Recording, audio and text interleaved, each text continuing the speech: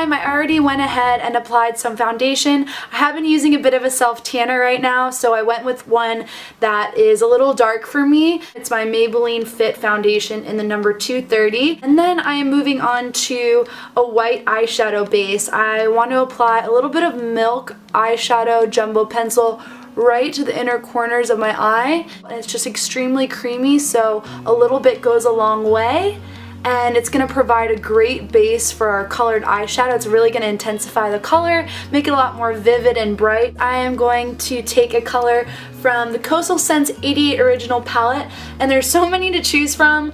I want to pick up this aqua, very light aqua color, so I'm going to dip my brush in that. We're going to work this in the inner corner where we just placed that white cream base. Just using a tapered brush like this, I'm going to focus it on the inner corner where you'd apply usually your highlight color. We're going to do it with this nice aqua color instead. I like using this blender brush from the Naked 2 palette. It just fits right into that little area nicely, and it feels kind of good too. Next, I am grabbing Satin Taupe by MAC. Just a great charcoaly mushroom color, and I'm just going to want to load this up onto my lid right next to where I placed that aqua color. So I'm just taking this and packing it on the rest of the lid area that I left untouched. I'm really liking the way a matte eyeshadow or a no shimmer eyeshadow looks next to a textured or shimmery eyeshadow. When they're adjacent, it just really plays up the eyes a lot more and just adds a lot to your look. So try mixing a matte with a shimmer sometime. Now I just want to blend out the harsh edges here with a soft transition color, and I'm looking at mine. I think I'm going to grab one that's super duper natural. This is Wedge here by MAC. So I'm taking a fluffy blending brush, and I'm just going to go right into my crease, and this is going to be very, very soft. I even like going up to the brow over here and help create a little bit more of a crease shape, and then we want to be able to not see where the line stops of that Satin Taupe. So the best way to do that is going in circular motions and just diffusing out any sort of edges. Just take your time with this part. This part is kind of boring, but it makes the biggest difference, I think, in your eyeshadow look. I want to give a little more definition in the outer portion of the crease. I opted for a color that's almost black. I didn't want to do black fully because it can be very intense and hard to work with. A color that's very dark and gonna give me great definition without being too intense, and this is Smut by MAC. So I'm just gonna pick that up on a tapered blending brush. It's a super soft color, so it makes it really easy to blend for a dark color like this.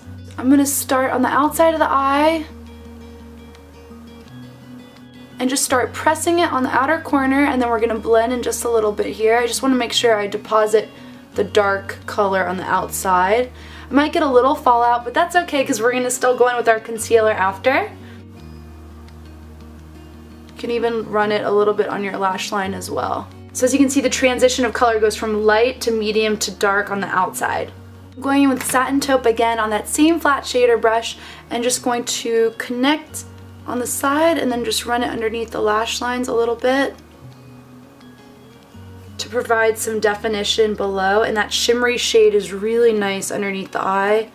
Next, I am taking Prunella by MAC, and I'm just going to run this right on the outer portion of my waterline. This color is amazing if you have hazel eyes. It has, since the hint of purple in it, it's going to enhance your hazel eye. It's going to enhance your hazel eyes so much. Now we're going to add some definition to the top lash line. I'm just taking some liquid liner by L'Oreal. I don't want to go too far in that inner corner. I want to keep that nice and bright and blue.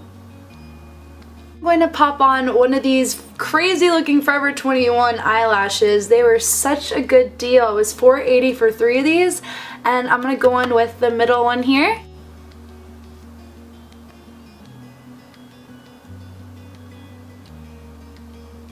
And this is the Mineralized Concealer by MAC, and it is in the shade NW25.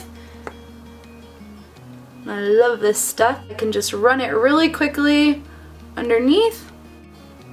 Just fix any sort of stakes and kind of just help sculpt my eyeshadow. I go right up underneath to where I put the eyeshadow underneath my eye.